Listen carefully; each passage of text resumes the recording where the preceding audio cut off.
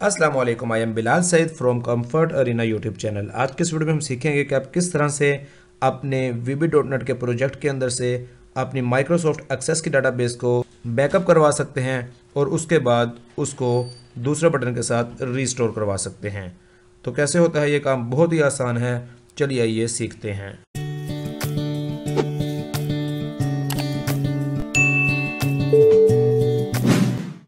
चलते हैं अपने विजुअल स्टूडियो में और लेते हैं यहाँ से हम न्यू प्रोजेक्ट। आते हैं विजुअल बेसिक में विंडोज़ फॉर्म एप्लीकेशन पे और यहाँ पर आपकी लोकेशन होगी, आपने करना है सेलेक्ट ओके।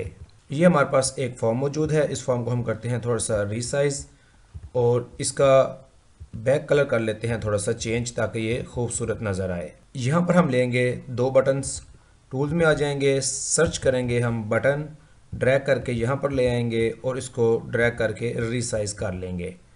यहीं से हम इसको Ctrl+C और V से कॉपी करेंगे और इसको यहाँ पर ले आएंगे। इस बटन के अंदर हम एक इमेज लगा लेते हैं ताकि ये हमें अच्छा नज़र आ जाए। इमेज पे क्लिक करेंगे, आ जाएंगे इंपोर्ट के ऊपर और यहाँ पर हमारी इमेज मौजूद है। ये हम ले लेते हैं सबसे पहले बैकअप वाली। ओके करेंगे तो ये आप देख रहे हैं कि हमारी इमेज इसके अंदर आ चुकी है। इस इमेज को हम अलाइन करेंगे, यहाँ से इस तरफ कर देंगे और ये जो इसका टेक्स्ट होगा इसको हम यहाँ से अलाइन कर लेंगे राइट के ऊपर। इसके टेक्स्ट में हम यहाँ पर लिख देंगे बैकअप और इसका जो फ़ॉन्ट है उसको थोड़ा सा ज़्यादा कर देंगे ताकि ये वाज़ेह नज़र आ जाए। अब हम इसको इस तरह से ड्रैग करके यहाँ पर ले आएंगे। बटन 2 हमारे पास मौजूद है। इसी तरह से इसके ऊपर भी इमेज लगा लेते हैं। इमेज पे आ जाएंगे, इंपोर्ट में यहाँ पर R1 हम ले लेंगे, ओके करेंगे और इसको भी हम उस तरह से ड्रैग करके इसके साइज़ का करेंगे। टेक्स्ट की अलाइनमेंट कर देंगे हम राइट के ऊपर और इमेज की अलाइनमेंट हम कर देंगे लेफ़्ट के ऊपर और इसका जो फ़ॉन्ट है उसको भी हम उसी तरह से 12 करेंगे और इसका जो टेक्स्ट है यहाँ पर हम लिख देंगे रीस्टोर। इस तरह से हमारी जो बेसिक डिज़ाइनिंग है वो यहाँ पर मुकम्मल हो गई है। अब हम चलते हैं इनके कोडिंग सेक्शन की तरफ। सबसे पहले हम आ जाते हैं सॉल्यूशन एक्सप्लोरर पे, राइट क्लिक करेंगे और यहाँ पर हम लेते हैं open folder in file explorer. जिस जगह पर हमारा ये प्रोजेक्ट सेव हुआ है वहाँ पर हम आ गए हैं। यहाँ पर खोलेंगे हम ये फोल्डर बिन डीबग और यहाँ पर हम राइट क्लिक करके आ जाएंगे न्यू में और यहाँ पर एक एक्सेस डाटाबेस ले लेंगे जिसका नाम रखा है हमने सिंपली DB। ये आपका डाटाबेस है, आपके प्रोजेक्ट के अंदर ये मौजूद होगा। अब हमने सीखना है कि हम किस तरह से इसको बैकअप कर सकते हैं इसी लोकेशन के ऊपर इसको रीनेम करके। तो हम इस फोल्डर को इस तरह से ओपन रखते हैं और आते हैं वापस यहाँ पर, इसके ऊपर क्लिक करते हैं, डबल क्लिक बैकअप वाले बटन पे। यहाँ पर हम लिखेंगे डाटाबेस का पाथ जो कि हमारे पास है, नाम रख लेते हैं दिस DB एज स्ट्रिंग। ये हमारे पास है एप्लीकेशन डॉट स्टार्टअप पाथ और एंड अभी जो हमने इसका नाम रखा था वो हमने रखा था db.accdb। ये जो हमारी डाटाबेस फाइल है इसका पाथ इस वेरिएबल दिस DB के अंदर सेव हो जाएगा। अब हमने यहाँ पर रखना है दूसरी स्ट्रिंग बनाते हैं डिम डेस्टिनेशन एज स्ट्रिंग और इसको भी इस तरह से एप्लीकेशन डॉट स्टार्टअप पाथ। यहाँ पर हम लगाएंगे एम्परसेंड और यहाँ पर उस तरह से हमने एक इसको नेम देना है। नेम के साथ हमने टाइम भी मेंशन करना है कि किस टाइम के ऊपर सेव हुआ है। सिंपली बैकस्लैश देंगे, DB देंगे, आगे फिर से एक एम्परसेंड लगेगा। यहाँ पर हम लिखेंगे फॉर्मेट और यहाँ पर हम पैरेंथेसिस के अंदर इसको पहला पैरामीटर देंगे नाउ और कॉमा लगाएंगे और इसके आगे हम स्टाइल देंगे। स्टाइल हमारा होगा स्ट्रिंग में डबल कोटेशन मार्क्स लगा लेंगे, 4 बार Y लिखेंगे, ईयर के लिए -M आ जाएगा, -D आ जाएगा और उसके बाद हम H आवर्स, M मिनट्स और S सेकंड के लिए यहाँ पर दे देंगे। यहाँ पर फिर से एम्परसेंड लगेगा और यहाँ पर हमारी जो स्ट्रिंग होगी वो क्लोज होगी .accdb। यानी कि ये जो हमारी डेस्टिनेशन है इसी फोल्डर के अंदर है जहाँ से हमारी एप्लीकेशन चल रही है, लेकिन जो बैकअप बनेगा उसका नेम क्या होगा? उसका नाम स्टार्ट होगा DB से, उसके आगे आ जाएगा इस वक्त जो हमारा टाइम हुआ है वो पूरी स्ट्रिंग उसके नेम के साथ लग जाएगी और उसके आगे एक एक्सटेंशन लग जाएगी .accdb। इतना काम करने के बाद हम यहाँ पर एक लाइन और लिखेंगे फाइल कॉपी और पैरेंथेसिस के अंदर हम पहला पैरामीटर देंगे दिस DB कोमा लगाकर दूसरा पैरामीटर होगा डेस्टिनेशन, और यहाँ पर एक मैसेज बॉक्स हम ले लेंगे कि हमारा काम हो चुका है। यहाँ पर हम लिख देंगे सक्सेस। ये हमारा कोड है। तो आइए देखते हैं कि ये कोड काम करता है, और अगर ये कोड काम कर रहा है और उसके बाद देख लेते हैं कि अगला स्टेप हमारा क्या होगा। स्टार्ट करते हैं। यहाँ पर आप देख रहे हैं फॉर्म 1 हमारे सामने है। अब हम उस लोकेशन को भी ओपन कर लेते हैं ताकि हमें रियल टाइम में यहाँ पर नज़र आ जाए अगर डाटाबेस की कॉपी यहाँ पर बनती है। तो मैं ये बटन दबाता हूँ, आप देखिएगा बैकअप सक्सेस। अभी आपने देखा सक्सेस आया, और आपने यहाँ पर देखा कि ये जो हमारी डाटाबेस है ये भी तैयार हो चुकी है। इसको थोड़ा सा बड़ा किया है। ये इसने DB नाम इसका नाम रखा है। 2021 साल है, महीना है, आज की डेट है, टाइम है 10:48 सेकंड 0। इस तरह से हम जिस भी टाइम के ऊपर डेटाबेस फाइल बनाएंगे उसका जो है टाइम जो होगा वो उसका नाम बन जाएगा। एक बार और चेक कर लेते हैं। अब देखिएगा ये मैंने बटन दबाया है, सक्सेस का मैसेज आया है, और ये जो बैकअप फाइल है वो हमारे डेटाबेस की बन चुकी है। उसका नेम है, वो ऑटोमेटिकली उसमें हमारा टाइम और डेट लिखी जा चुकी है।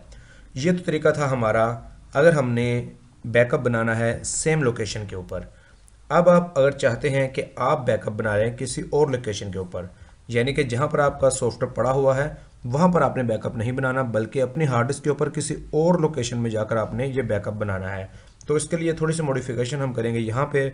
अब हम जो हमारी डेस्टिनेशन है इसको हम यहाँ पर कुछ लाइनें लिखेंगे। सबसे पहले हम आ जाएंगे फॉर्म 1 के ऊपर, टूल बॉक्स में आ जाएंगे। यहाँ पर है हमारे पास फोल्डर ब्राउज़र डायलॉग, इस पर हम डबल क्लिक करेंगे। जब हम इस पर डबल क्लिक करेंगे तो आप नीचे देख रहे हैं यहाँ पर ये आ चुका है। अब हम आते हैं वापस कोडिंग वाले सेक्शन में। यहाँ पर हम लिख लेते हैं सबसे पहले folder browser dialog 1 dot show dialog, उसके बाद डिम सेलेक्टेड पाथ SP, हम इसका शॉर्टकट रखते हैं एस्ट्रिंग, और हम कर लेते हैं folder browser 1 dot selected path. ये हमारा जो भी यूज़र हार्ड डिस्क के ऊपर हमारा फोल्डर सेट करेगा वो इस वेरिएबल के अंदर SP के अंदर सेव हो जाएगा। अब हमने क्या करना है, अब हमने सिंपली ये जो हमारी एप्लीकेशन डॉट स्टार्टअप है इसको यहाँ से रिमूव कर यहाँ पर हमने SP लिख देना है। यानी कि क्या मतलब हुआ कि सिलेक्टेड पाथ जो भी यूज़र ने सेलेक्ट किया है वहाँ पर चले जाएंगे, और उसके आगे हमारा जो DB है वो ऑटोमेटिकली इसका नाम रखेगा, और उसके बाद फाइल को कॉपी करके हमें सक्सेस का मैसेज देगा। तो आइए चेक करते हैं इस चीज़ को कि क्या ये चीज़ काम करती है। स्टार्ट करते हैं, और ये हमारा फॉर्म आ गया है। अब हमने इस बटन को प्रेस किया है तो आपने देखा कि ये हमारे सामने फोल्डर ब्राउज़र की विंडो ओपन हो गई। यहाँ पर हम आ जाते हैं दिस PC के अंदर, यहाँ पर आ जाते हैं D के अंदर, और यहाँ पर है हमारे पास न्यू फोल्डर, हम उसके अंदर इसको सेव करवाना चाहते हैं। इसको मैंने सेलेक्ट किया है, यहाँ से मैंने ओके प्रेस किया है। अब आप देखिएगा कि ये सक्सेस का मैसेज आ गया है। तो चलते हैं D के अंदर, न्यू फोल्डर के अंदर, क्या वाकई ये काम हो चुका है D, और ये है हमारे पास यहाँ से न्यू फोल्डर, और ये हमारी जो बैकअप फाइल है अभी अभी यहाँ पर बन चुकी है। यहाँ पर हमारा काम मुकम्मल हुआ है बैकअप वाले पार्ट का। अब हम चलते हैं अपने दूसरे बटन के ऊपर जो कि है रिस्टोर। आते हैं फॉर्म 1 के ऊपर, डबल क्लिक करते हैं रिस्टोर के ऊपर। ये हमारा यहाँ पर इसने इवेंट जनरेट कर दिया है। ये भी सेम उसी तरह का प्रोसेस है, लेकिन इसके अंदर हम जो डायलॉग है उसको चेंज करेंगे। सबसे पहले हम कर लेते हैं dim restore location. Restore location क्या होगी, वही जो हमारा फोल्डर है जहाँ पर हमारी एप्लीकेशन चल रही है उसको हम लेंगे application dot startup path, and इसके आगे जो भी हमने अपना नेम रखा हुआ है, नेम हमने रखा हुआ है db.accdb। ये हमारी रिस्टोर लोकेशन है जहाँ पर हमारा डाटाबेस आकर रिस्टोर होगा। अब हमने सेलेक्ट करवानी है वो वाली फाइल जो कि यूज़र सेलेक्ट करेगा हमारी हार्ड डिस्क के ऊपर से। उसके लिए क्या करेंगे, सिंपल तरीका है डिम OFD यानी कि open file dialog as new open file dialog. अब हम क्या करेंगे OFD डॉट शो डायलॉग, और इसके बाद यहाँ पर हम लगा देंगे एक इफ़ और बराबर का निशान लगाकर ओके कर देंगे। यानी कि अगर ओपन फाइल डायलॉग शो हुई है और उसके अंदर यूज़र ने उसको ओके का बटन प्रेस किया है, कैंसिल नहीं किया, तो ये हमारा कोड रन होगा। यहाँ पर एक और लाइन लगेगी OFD डॉट फिल्टर, और फिल्टर क्या होगा, हमें जो दिखाएगा फाइलें वो सिर्फ एक्सेस की होंगी, और इसके बाद यहाँ ACCDB होंगी। ये भी हमारे चीज़ काम आएगी। ताकि अगर एक फ़ोल्डर के अंदर बहुत सारी फाइलें पड़ी हैं तो हमारा यूज़र डिस्ट्रैक्ट ना होने पाए, वो सिर्फ एक्सेस की फ़ाइल को ही देखे और उसको सेलेक्ट करे। अब यूज़र ने जो फाइल सेलेक्ट कर ली है उसको हम सेव करवा लेंगे। नाम रख देते हैं पिक्ड फाइल एज स्ट्रिंग और ये हो जाएगी OFT.file नेम। अब यहाँ पर उसी तरह से हम लगाएंगे फाइल कॉपी और यहाँ पर आ जाएगी पिक्ड फाइल जो कि यूज़र ने पिक की है, और कहाँ पर हमने करेंगे, रखवानी कहाँ पर है, रीस्टोर लोकेशन पे इस तरह से उसको रखवा लेंगे और यहाँ पर हमारा मैसेज आ जाएगा, क्या होगा, सक्सेसफुली रीस्टोर्ड। इतना काम है। तो चलिए देखते हैं कि क्या वाकई ये कोड भी काम कर रहा है। आ जाते हैं स्टार्ट के ऊपर, बटन दबाते हैं रिस्टोर का। आपने देखा जैसे ही हमने रिस्टोर का बटन दबाया ये डायलॉग ओपन हो गया, इसे कहते हैं ओपन फाइल डायलॉग। अब हम आ जाते हैं दिस पीसी के ऊपर, डी के ऊपर आ जाते हैं न्यू फोल्डर के ऊपर और इसके ऊपर सेलेक्ट करके इसको ओपन का बटन दबाते हैं। तो आप देख रहे हैं यहाँ पर हमारे पास एक एरर आया है। एरर कह रहा है कि आपका जो सोर्स है वो नथिंग या एम्प्टी है। ये एरर क्यों आया है, इसकी वजह यह है कि हमने यहाँ पर ओपन फाइल डायलॉग को शो नहीं करवाया, शो करवाए बगैर ही हमने ये वाला वेरिएबल डिफाइन करवा लिया है। सॉल्यूशन क्या है, बहुत आसान है।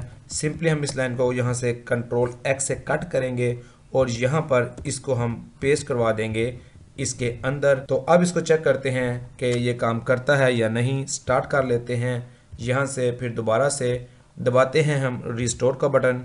ये ले आया है हमें डी न्यू फोल्डर के अंदर। सेलेक्ट करते हैं अपने इस बैकअप वाली फाइल को और करते हैं यहाँ से ओपन। अब आप देख रहे हैं कि ये आ गया है सक्सेसफुली रिस्टोर्ड। उम्मीद है इस वीडियो से आपने सीखा होगा कि किस तरह से आप अपनी एक्सेस डेटाबेस फाइल को या किसी भी फॉर्मेट की फाइल को बैकअप के तौर पर किसी और लोकेशन पर सेव करवा सकते हैं और उसको फिर वापस रिस्टोर के बटन से अपनी ओरिजिनल लोकेशन के ऊपर रिस्टोर करवा सकते हैं। उम्मीद है आपको आज की वीडियो पसंद आई होगी। अगर आपको वीडियो पसंद आई है तो इसको लाइक और शेयर ज़रूर कीजिएगा और हमारे चैनल कंफर्ट अरीना को ज़रूर सब्सक्राइब कीजिएगा। It is Bilal Saeed signing off. Allah हाफिज़।